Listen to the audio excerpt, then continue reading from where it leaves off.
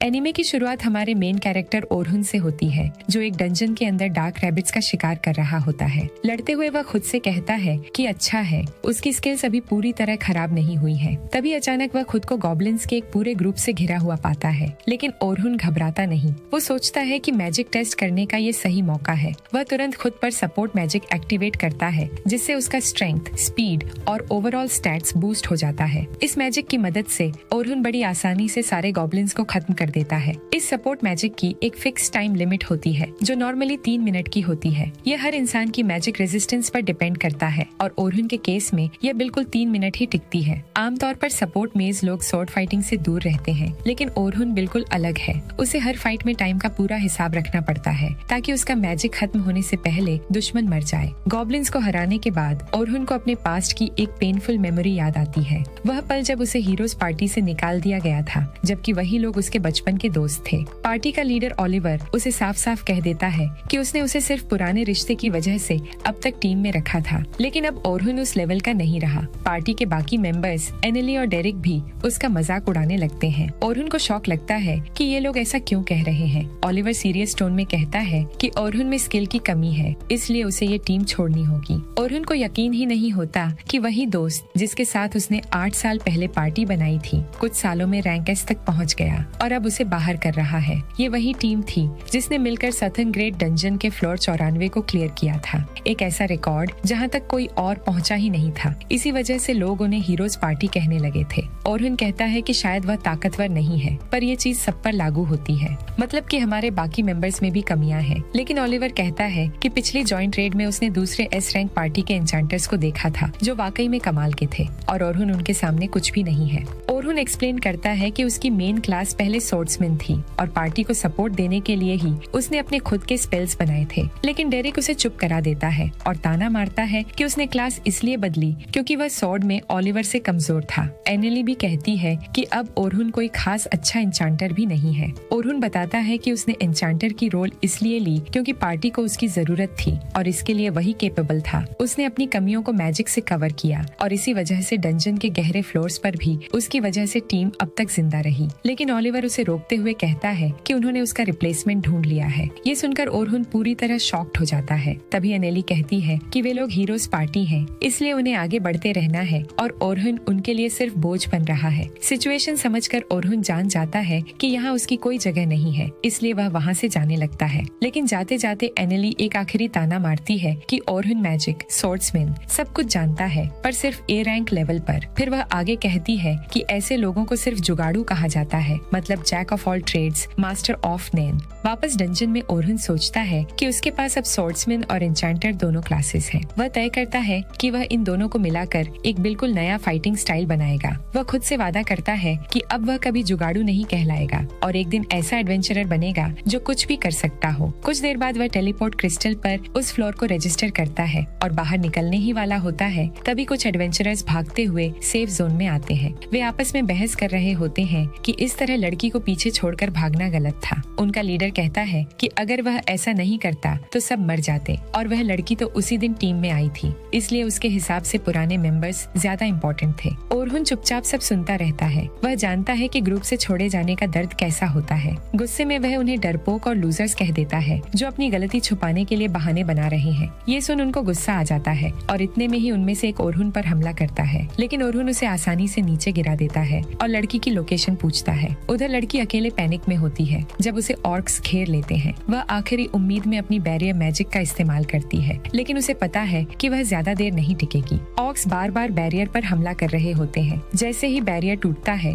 उसी पल ओरहुन एंट्री लेता है और लड़की के सामने खड़ा हो जाता है। वह ऑर्क्स पर हमला करता है। लड़की शॉक्ड होती है क्योंकि वह देखती है कि ओरहुन सपोर्ट मैजिक भी यूज कर रहा है और स्वॉर्ड फाइटिंग भी। वह मैजिक और स्वॉर्ड के कॉम्बिनेशन के साथ लड़ता है और एक एक करके ऑर्क्स को मार देता है। फिर वह अपनी special move sharpness up use करता है, जिससे उसका स्वॉर्ड मक्खन की तरह ऑर्क्स को काटने लगता है और एक सेकंड में सारे ऑर्क्स खत्म हो जाते हैं। उसका फाइटिंग स्टाइल बिल्कुल अलग और यूनिक होता है। ऑर्क्स के मरते ही लड़की राहत की सांस लेती है और रो पड़ती है। उसे यकीन नहीं होता कि वह अभी भी जिंदा है। डंजन से बाहर आकर वह उसका धन्यवाद करती है और अपना नाम सोफिया क्लॉडेल बताती है। ओरहुन को उसका सरनेम और एम्बलम थोड़ा जाना पहचाना लगता है, लेकिन वह ज्यादा ध्यान नहीं देता और अपना नाम ओरहुन डूरा बताता जाता है। सोफिया उसे प्यार से डिनर के लिए इनवाइट करती है। ओरुन थोड़ा हेजिटेट करता है, लेकिन उसके ज्यादा इंसिस्ट करने पर वह मान जाता है। रात में वे एक सिंपल लेकिन टेस्टी रेस्टोरेंट जाते हैं। तभी ओरुन नोटिस करता है कि सोफिया का emblem silver rabbits of the night sky का है। अब उसे समझ आता है कि सोफिया उस क्लैन की एक्सप्लोरर है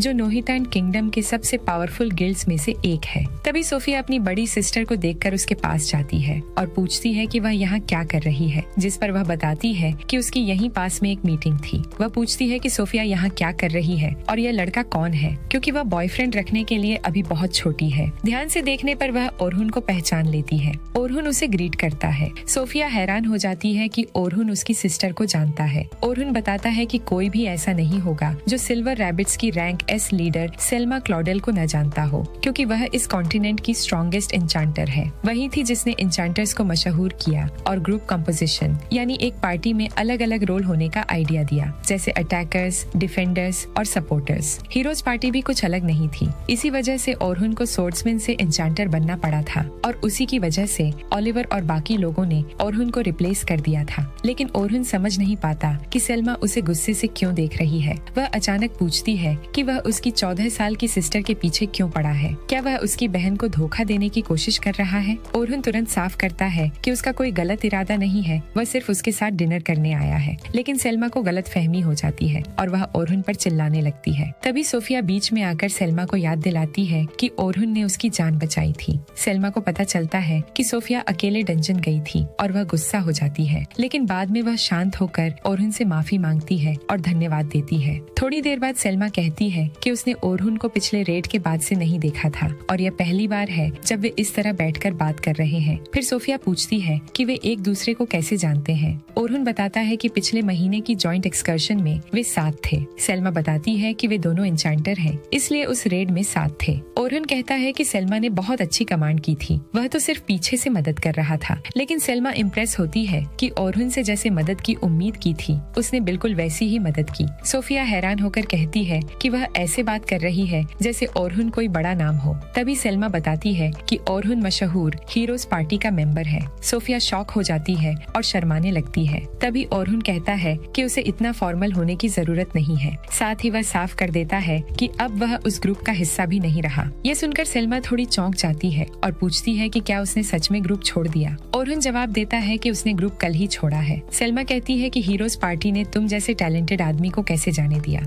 इस पर ओरुन बात को टालते हुए कहता है कि बस कुछ छोटी बातें थीं और फैसला आपसी सहमति से लिया गया। सेल्मा बिना ज्यादा घुमाए पूछती है कि क्या वह अभी फ्री है। ओरुन को लगता है कि शायद वह उसे सिल्वर रैबिट क्लैन में ज्वाइन करना चाहती है, इसलिए वह पहले ही साफ कर देता है कि वह किसी भी क्लैन या ग्रुप में ज्वाइन नहीं करना चाहता। लेकिन सेल्मा मुस्कुराकर कहती है कि वह उसे गलत समझ रहा है। असल में उसके पास उसके लिए एक परफेक्ट काम है। वह बताती है कि उनका क्लैन 2 दिन बाद एक इंस्ट्रक्शनल एक्सप्लोरेशन करने वाला है और वह चाहती है कि ओरुन उसमें पार्टिसिपेट करे। पेमेंट भी मिलेगा और वह इसे फील्ड ट्रेनिंग की तरह ट्रीट कर सकता है। सेल्मा एक्सप्लेन करती है कि कई ए रैंक और उससे ऊपर के एक्सपीरियंस्ड एक्सप्लोरर्स नौसिखिया एक्सप्लोरर्स के ग्रुप्स को लीड करेंगे और उन्हें ग्रेट सदर्न डंजन के फ्लोर 50 तक ले जाया जाएगा। ओरुन तुरंत कहता है कि चाहे नौसिखिए कितने भी टैलेंटेड क्यों ना हो, उस लेवल तक पहुंचने में आमतौर पर 6 महीने से 1 साल लग जाता है। उसके हिसाब से ये प्लान सीधा सीधा पागलपन है। लेकिन सेल्मा कहती है कि अगर वे शॉर्टकट लें तो यह इम्पॉसिबल नहीं है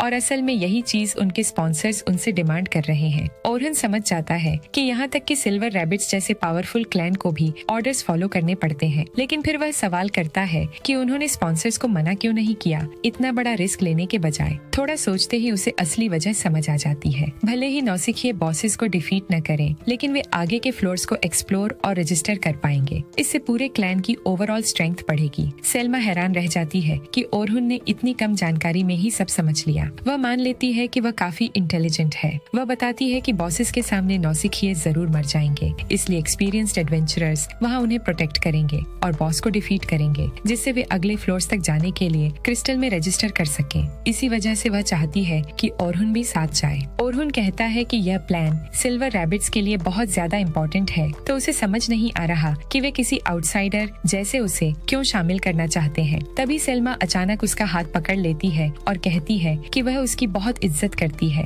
ये सुनकर ओरुन पूरी तरह शॉक हो जाता है। वह सोचने लगता है कि ऐसा क्यों। सेल्मा उसे एक एन्चांटर के रूप में इज्जत करती है, ये उसके लिए खुशी की बात है। लेकिन दूसरी ओर हीरोज पार्टी ने उसे कमजोर कहकर निकाल दिया था क्योंकि जॉइंट रेड में उसकी सपोर्ट मैजिक सेल्मा से कमजोर साबित हुई थी। इतना सब कुछ होने के बाद वह वापस इंचांटर बनना नहीं चाहता। कुछ देर सोचने के बाद वह ऑफर के लिए धन्यवाद देता है, लेकिन कहता है कि उसके कुछ और प्लान्स हैं। तभी सोफिया बीच में आती है और बताती है कि वह भी उस इंस्ट्रक्शनल एक्सप्लोरेशन में जाएगी। वह मुस्कुराते हुए कहती है कि अगर ओरहुन भी साथ चले तो उसे बहुत खुशी होगी। वह मासूमियत में प्लीज प्लीज कहने लगती है। इतना खूबसूरत फेस देखकर ओरहुन ब्लश करने लगता है, फिर भी वह तुरंत हाँ नहीं कहता। वह कहता है कि वह इस पर सोचेगा, लेकिन एक बात साफ कर देता है, उसने अपनी क्लास बदलकर स्वॉर्ड्समैन कर ली है। उसे लगता है कि सेल्मा उसे एक एन्चांटर के तौर पर बहुत इज्जत करती है, लेकिन अगर वह जाएगा तो स्वॉर्ड्समैन के रूप में ही जाएगा। ये सुनकर सेल्मा चौंक जाती है और पूछती है कि उसने ऐसा क्यों किया। ओरहुन समझता है कि वह सरप्राइज्ड क्यों है, लेकिन वह अपना फैसला नहीं बदलता। सेल्मा मान जाती है, ये सोचकर कि अगर सिचुएशन बिगड़ी तो ओरहुन फिर से एन्चांटर की रोल निभा ही लेगा। सेल्मा बताती है कि अगर वह पार्टिसिपेट करने का फैसला करता है तो उसे अगले दिन सुबह सिल्वर रैबिट्स की हेडक्वार्टर्स पहुंचना होगा। ओरहुन हामी भर देता है। थोड़ी देर बाद ओरहुन एक शॉप पर जाता है जहां एक बुजुर्ग आदमी होता है। उस शॉप को देखकर लगता है कि वहां हीलिंग पोशंस और कुछ मैजिक आइटम्स मिलते हैं। उनकी बातचीत के दौरान ये पता चलता है कि ओरहुन जब पार्टी में था तब उसने इस शॉप को थोड़ा बहुत फेमस किया था, जिस वजह से बुजुर्ग आदमी का शॉप बहुत ही बढ़िया चल रहा है। चाय पानी के दौरान ओरहुन बताता है कि अब वह हीरोज पार्टी का हिस्सा नहीं है, इसलिए वह उनका प्रचार आगे नहीं कर पाएगा। लेकिन बुजुर्ग उसे बताते हैं कि वे उसके हर मदद के शुक्रगुजार हैं और हमेशा रहेंगे। वह ग्रुप में हो या न हो, वे जानते हैं कि ओरहुन ने कितना ज्यादा मेहनत की है। वे कहते हैं कि दुनिया में बहुत से लोग हैं जिन्हें तुम जैसे इंसान की जरूरत है। वे उसे सलाह देते हैं कि वह अपने दिल की सुने, चाहे अपने लिए जिए या दूसरों की मदद करे, जो भी हो वे उसके साथ हैं। ओरहुन उन्हें प्यार से दादाजी कहता है और धन्यवाद देता है। अगली सुबह वह सिल्वर रैबिट्स की हेडक्वार्टर्स पहुंचता है। सेल्मा उसका वेलकम करती है और उसे पीछे आने को कहती है। वह कहती है कि ओरहुन आज कुछ पहले से बेहतर लग रहा है। वह मजाक में पूछती है कि क्या उसने हीरोज पार्टी छोड़ने का बोझ अपने कंधों से उतार दिया है। ओरहुन शांत मुस्कान के साथ जवाब देता है, कुछ ऐसा ही। और यहीं से शुरू होती है ओरहुन की एडवेंचर जर्नी। जब दोनों आखिरकार अंदर पहुंचते हैं तो night sky silver rabbits clan के लीडर विंस ब्रायर्स खुद ओरहुन का स्वागत करते हैं। विंस कहता है कि उसने ओरहुन के बारे में पहले ही बहुत कुछ सुन रखा है। ओरहुन भी आराम से अपना इंट्रोडक्शन देता है और कहता है कि इतने फेमस क्लैन के लीडर से मिलना उसके लिए सम्मान की बात है। लेकिन विंस तुरंत माहौल हल्का कर देता है। वह कहता है कि ओरहुन को इतना घबराने की जरूरत नहीं है, क्योंकि उसने सुना है कि ओरहुन अब हीरोज पार्टी छोड़ चुका है, इसलिए अब फॉर्मल बातें करने या एक दूसरे की इंटेंशन समझने में टाइम वेस्ट करने की जरूरत नहीं है। ओरहुन इससे सहमत होता है और सीधे पॉइंट पर आता है। वह कहता है कि वह पहले इस टीचिंग एक्सपीडिशन के बारे में पूरी जानकारी सुनना चाहता है। इस पर विंस सेल्मा को समझाने के लिए कहता है। सब बैठते हैं और सेल्मा बताती है कि उनका प्लान है ग्रेट डंजन के फ्लोर 1 से लेकर फ्लोर 51 तक सिर्फ 3 दिनों में पहुंचना। खास तौर पर पहला दिन फ्लोर 21 तक, दूसरा दिन फ्लोर 36 और इसी तरह आगे। अब सीन बदलता है और हमें पास्ट का एक छोटा सा सीन दिखाया जाता है। सेल्मा विंस को बताती है कि ओरहुन ने हीरोज पार्टी छोड़ दी है। विंस ये सुनकर कहता है कि यह उनके लिए बहुत बड़ा नुकसान है, क्योंकि ओरहुन के बिना हीरोज पार्टी अब उतनी मजबूत नहीं रहेगी। सेल्मा भी मानती है और बताती है कि ओरहुन की सपोर्ट मैजिक ने ही उन्हें उस लेवल तक पहुंचाया था जहां वे शायद कभी नहीं पहुंच पाते। भले ही ओरहुन की सपोर्ट मैजिक के इफेक्ट्स थोड़े कमजोर हों, लेकिन उसकी कास्टिंग स्पीड कमाल की है, कम से कम सेल्मा से 4 गुना तेज। इतना ही नहीं, वह कई ओरिजिनल स्पेल्स भी इस्तेमाल करता था। सिचुएशन को एनालाइज करना, एनिमी की अगली चाल प्रिडिक्ट करना और बिल्कुल सही टाइमिंग पर सपोर्ट देना। एक एन्चांटर में जो स्किल्स होनी चाहिए, ओरहुन में वो सब टैलेंट मौजूद है। सेल्मा कहती है कि उसके जाने के बाद हीरोज पार्टी काफी कमजोर हो जाएगी और अब सिल्वर रैबिट्स के फिर से टॉप पर आने की चांसेस बढ़ गई हैं। विंस कहता है कि उसने जॉइंट रेड के दौरान ओरहुन के बारे में सुना तो था, लेकिन फिर भी यह सब यकीन करना मुश्किल है। सेल्मा बताती है कि एन्चांटर्स को अक्सर वह क्रेडिट नहीं मिलता जिसके वे हकदार होते हैं, और भले ही वह खुद फेमस है, लोग उसे जरूरत से ज्यादा ऊंचा समझते हैं, जबकि ओरहुन जैसे असली ताकतवर लोग ज्यादा दिखते ही नहीं। अब हम वापस प्रेजेंट में आते हैं। ओरहुन समझता है कि कुल 10 रुकीज पार्टीज हैं और 5 एस्कॉर्ट्स, जिनमें वह और सेल्मा भी शामिल हैं। प्लान ये है कि रुकी पार्टीज बारी बारी से मॉन्स्टर्स को हैंडल करेंगी और अगर कुछ भी अनयूजुअल हुआ तो एस्कॉर्ट्स उसे निपटा लेंगे। सेल्मा उसकी समझने की ताकत की तारीफ करती है और पूछती है कि कोई और सवाल है क्या। ओरहुन पूछता है कि सिर्फ 5 एस्कॉर्ट्स ही क्यों हैं? सेल्मा और विंस एक दूसरे की तरफ देखते हैं। ओरहुन कहता है कि इतने इंसेन शेड्यूल में आमतौर पर रिस्क कम करने के लिए कई ए रैंक पार्टीज लाई जाती हैं। थोड़ी हिचकिचाहट के बाद सेल्मा कहती है कि उनका गोल रुकीज को फ्लोर 51 तक ले जाना है और थोड़ा एक्स्ट्रा स्ट्रेस उन्हें ग्रो करने में मदद करेगा। लेकिन ओरहुन समझ जाता है कि यह असली वजह नहीं है। ये मिशन उनके लिए बहुत ज्यादा इम्पोर्टेंट है और जरूर कोई और रीजन है जो वे उसे यानी एक आउटसाइडर को नहीं बताएंगे। इसीलिए ओरहुन और सवाल नहीं पूछता और मदद करने के लिए मान जाता है। विंस उसे धन्यवाद देता है और बताता है कि उसे एडवांस में 2 गोल्ड पीसेस मिलेंगे और मिशन सक्सेसफुल होने पर 10 और। ओरहुन थोड़ा हेजिटेट करता है और पूछता है कि क्या यह ज्यादा नहीं है, क्योंकि यह तो 1 साल का खर्चा है। सेल्मा सीधे कहती है कि वे उसे उतनी ही वैल्यू देते हैं। सेल्मा कहती है कि कल वे डंजन के बाहर मिलेंगे। ओरहुन सरप्राइज्ड भी होता है और खुश भी, इसलिए वह तय करता है कि वह अपनी पूरी कोशिश करेगा। वह अगले दिन क्लेन के साथ ग्रेट डंजन के एंट्रेंस पर एक्सपीडिशन की तैयारी करता है। सेल्मा और सोफिया जैसे ही ओरहुन को देखते हैं उसे गुड मॉर्निंग कहती हैं। ओरहुन नोटिस करता है कि सोफिया का आउटफिट पिछली बार से अलग है। वह मान लेता है कि यह रुकीज का यूनिफॉर्म है और उसकी तारीफ कर देता है। सोफिया ये सुनकर पूरी तरह चौंक जाती है और शुक्रिया कहती है। सेल्मा का एक्सप्रेशन तुरंत डरावना हो जाता है जब वह अपनी छोटी बहन को इतना खुश और शर्माते हुए देखती है। डिफेंसिव होकर सेल्मा पूछती है कि क्या ओरहुन को लेडीज को फ्लर्टिंग करना आता है और क्या उसकी कोई गर्लफ्रेंड है। ओरहुन जल्दी से मना करता है और बताता है कि हीरोज पार्टी में कुछ फीमेल मेंबर्स थीं, इसलिए शायद उसे बात करने की आदत है। ये सुनकर सेल्मा तुरंत शांत हो जाती है क्योंकि सब एक ही मेंशन में रहते थे। सोफिया क्यूरियोसिटी में पूछती है कि ओरहुन अब कहाँ रहता है। ओरहुन बताता है कि फिलहाल वह एक होटल में ठहरा है, लेकिन जल्द ही जगह ढूंढनी होगी। ये सुनकर सेल्मा फिर फ्रीक आउट कर जाती है और सोफिया से पूछती है कि क्या वह उसके पास जाने का प्लान बना रही है। सोफिया नर्वस होकर मना करती है और कहती है कि वह बस क्यूरियस थी। सेल्मा खुद को संभालने के बाद ओरहुन से पूछती है कि वह ग्रुप से इतना दूर क्यों खड़ा है। ओरहुन कहता है कि वह आउटसाइडर है और रुकीस उसे देखकर घबराएंगे। सेल्मा मानती है कि सब परेशान हैं और उससे मदद मांगती है ताकि माहौल हल्का हो सके। वह सोफिया को अपनी पार्टी के पास जाने को कहती है और ओरहुन को बाकी एस्कॉर्ट से मिलवाती है। सेल्मा सबको भरोसा दिलाती है कि ओरहुन स्ट्रॉन्ग है। मेंबर्स भी मान लेते हैं कि ओरहुन स्ट्रॉन्ग होगा क्योंकि सेल्मा जो इतनी तारीफ कर रही है, मतलब कुछ तो बात है। ओरहुन थोड़ा नर्वस होकर कहता है कि एक्सपेक्टेशंस ज्यादा न बढ़ाई, लेकिन सेल्मा मुस्कुराकर कहती है कि हम्बल मत बनो। ओरहुन खुद को फ्रंटलाइन अटैकर बताता है। अब बाकी मेंबर्स भी अपना इंट्रोडक्शन देते हैं, जैसे एक का नाम एंथम है और वह डिफेंडर है, दूसरा बर्नार्ड, वह भी डिफेंडर है और लास्ट में कथी जो हीलर है। ओरहुन नोटिस करता है कि अटैकर सिर्फ वही है और इंचांटर सिर्फ सेल्मा है। ये एक बैलेंस्ड पार्टी है, लेकिन अगर वह नहीं आता तो किसी को डबल रोल निभाना पड़ता। उसे लगता है कि कुछ गड़बड़ जरूर है। सेल्मा उसके चेहरे पर शक देखती है और उसे विंस के साथ हुई पुरानी बात याद आती है, जहाँ वह कहता है कि वह समझ सकता है कि इतना स्ट्रॉन्ग अटैकर खोने का दर्द कैसा होता है। इसलिए वह पूछता है कि क्या ओरहुन उसकी तरह इंचांटर नहीं है क्या। पार्टी के बैलेंस के हिसाब से वह ओरहुन को फर्स्ट ग्रुप का हिस्सा नहीं बना सकता। विंस कहता है कि उसे पुराने एस को खोने का दर्द अभी भी है। सेल्मा समझती है कि वे अभी भी फंसे हुए हैं और जो खोया है उसे वापस नहीं पा सकते। इसीलिए सेल्मा ने ओरहुन से मदद मांगी थी, लेकिन ओरहुन खुद ही अटैकर बनने को चुनता है।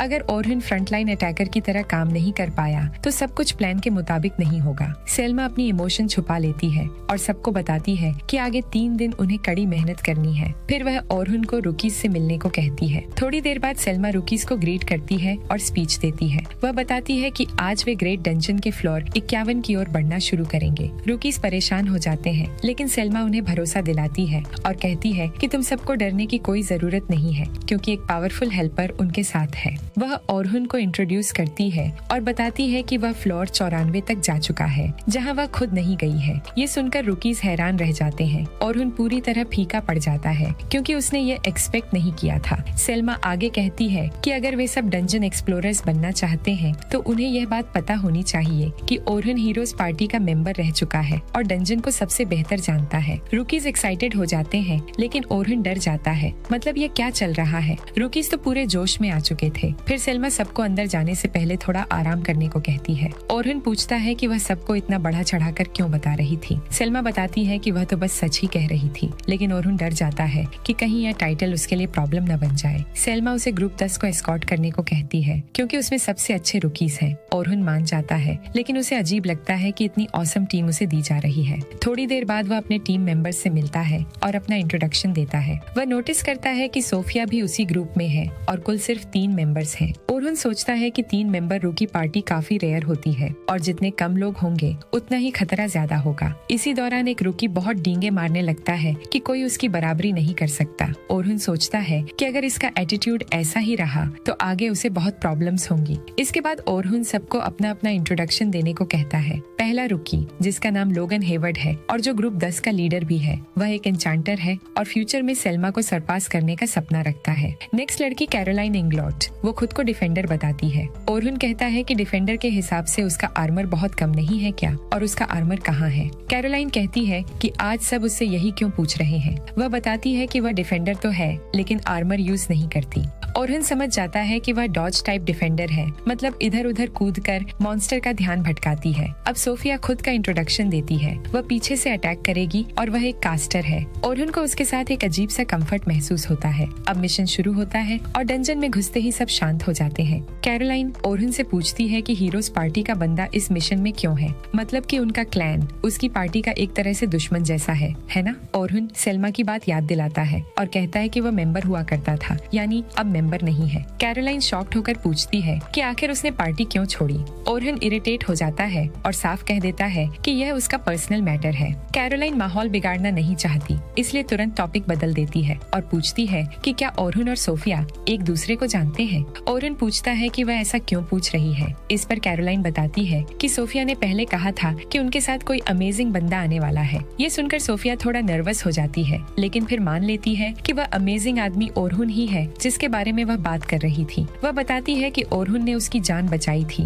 वह बहुत स्ट्रॉन्ग था और उसने कहा था कि वह पहले हीरोज पार्टी का हिस्सा रह चुका है। सोफिया आगे बताती है कि उसकी बहन सेल्मा ने भी कहा था कि अगर ओरहुन उनके साथ होगा तो उन्हें बिल्कुल भी टेंशन लेने की जरूरत नहीं पड़ेगी। कैरोलाइन मुस्कुराकर सोफिया से कहती है कि फिर उसे इतना नर्वस होने की जरूरत नहीं है, क्योंकि उसके साथ एक हीरो है। ओरहुन कुछ नहीं कहता। वह जानता है कि वह कोई हीरो नहीं है, लेकिन वह यह भी समझ जाता है कि कैरोलाइन ने यह बात सोफिया को काम करने के लिए कही थी। यही सोचकर ओरहुन को एहसास होता है कि शायद कैरोलाइन जितनी रेकलेस दिखती है, उससे ज्यादा वह दूसरों का ख्याल रखती है। थोड़ी देर बाद, जैसा ओरहुन को उम्मीद थी, कुछ मॉन्स्टर्स उनकी तरफ आने लगते हैं, लेकिन ओरहुन पहले ही चलते चलते ट्रैप स्पेल्स लगा चुका होता है। ये ट्रैप स्पेल्स बिना किसी दिक्कत के एक्टिवेट होते हैं और मॉन्स्टर्स वहीं खत्म हो जाते हैं। इन स्पेल्स की खास बात यह है कि दुश्मन इन्हें तब तक डिटेक्ट नहीं कर पाता जब तक ये एक्टिवेट न हो जाए। इसलिए पीछे से आने वाले मॉन्स्टर्स को हैंडल करने का यह सबसे सेफ और एफिशिएंट तरीका है, बिना पार्टी को स्लो किए। उनके पास ज्यादा समय नहीं है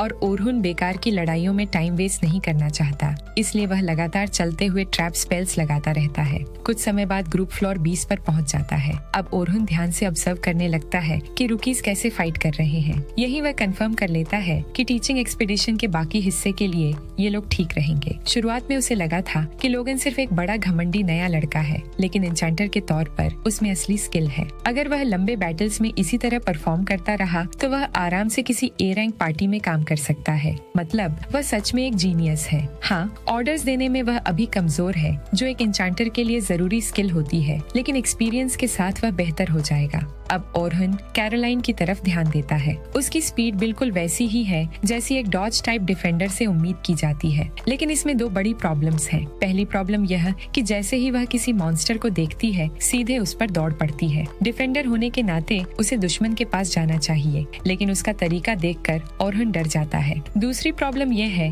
कि वह सिर्फ 2 डैगर्स इस्तेमाल करती है। ये हथियार उसके फाइटिंग स्टाइल के लिए तो सही है, लेकिन इस पार्टी के लिए उनमें डिस्ट्रक्टिव पावर थोड़ी कम है। आखिर में ओरहुन सोफिया को देखता है। वह बाकी दोनों जितनी इम्प्रेसिव नहीं है, लेकिन वह पहले से ही एक नॉर्मल रुकी से काफी ज्यादा स्ट्रॉन्ग है। वह थोड़ी पैसिव है, लेकिन जैसे जैसे वह पार्टी सदस्यों के साथ कंफर्टेबल होगी, ये बदल जाएगा। उसमें कोई नए लोगों वाली कमी नहीं है, इसलिए ओरहुन उसे ग्रो करते देखने के लिए खुद एक्साइटेड हो जाता है। थोड़ी देर बाद बाकी एस्कॉर्ट्स और रुकीज मिलकर फ्लोर 20 के बॉस को हरा देते हैं। प्लान के मुताबिक वे अब फ्लोर 21 की ओर बढ़ते हैं। सेल्मा उनसे कहती है कि गिल्ड कार्ड में फ्लोर रजिस्टर करा लें, और आज पहले दिन का मिशन उनके लिए कंप्लीट हो चुका है और इसी के साथ पहला दिन खत्म हो जाता है। ग्रेट डंजन से बाहर निकलने के बाद सेल्मा ओरहुन से पूछती है कि क्या उसे एस्कॉर्ट बनना अच्छा लगा। ओरहुन कहता है कि जैसा सेल्मा ने कहा था, ग्रुप 10 में बहुत पोटेंशियल है, लेकिन प्रॉब्लम ये है कि वे अभी एक टीम की तरह काम नहीं कर रहे। खास तौर पर वह कैरोलाइन को लेकर चिंता में है। सेल्मा थोड़ा नर्वस होकर हंसती है और कहती है कि कैरोलाइन ने पहले से काफी इम्प्रूवमेंट की है। ये सुनकर ओरहुन सोच में पड़ जाता है कि अगर यह इम्प्रूवमेंट है तो पहले वह कैसी रही होगी। फिर वे दोनों एक दूसरे को गुड बाय कहते हैं और अगली सुबह मिलने की बात कहकर अलग हो जाते हैं। अगली सुबह ओरहुन तब पूरी तरह टूट जाता है जब वह न्यूज़पेपर पढ़ता है। फ्रंट पेज पर उसकी नजर सीधे ओलिवर पर जाती है। आर्टिकल हीरोज पार्टी के बारे में होता है और बताता है कि अब उनके पास एक नया एन्चेंटर है। मतलब ओरहुन को पार्टी से निकाले जाने की बात अब पब्लिक हो चुकी है। गुस्से और दर्द में ओरहुन न्यूज़पेपर को डेस्क पर पटक देता है और कहता है कि उन्हें अंदाजा भी नहीं है कि यह उसे कितना हर्ट करता है। वह चाहता था कि कम से कम टीचिंग एक्सपीडिशन खत्म होने तक वे रुक जाते। उसे डर लगता है कि अगर रुकीज ने ये पेपर पढ़ लिया तो उनकी नजर में उसकी इमेज बदल सकती है। ओरहुन अपना कोट उठाता है और सोचता है कि अब इस बारे में सोचने का कोई फायदा नहीं है, इसलिए वह होटल से निकल जाता है और मीटिंग पॉइंट की तरफ चल देता है। लेकिन शहर में चलते हुए अचानक एक लड़की उसका नाम पुकारती है। ओरहुन तुरंत रुक जाता है। वह उस आवाज को पहचानता है। पीछे मुड़कर देखने पर वह लूना को देखता है, हीरोज पार्टी की मेंबर। वह वहीं खड़ा रह जाता है, पूरी तरह शॉक में। लूना खुद उसके पास आती है और कहती है कि बहुत समय हो गया। जब ओरहुन हीरोज पार्टी में था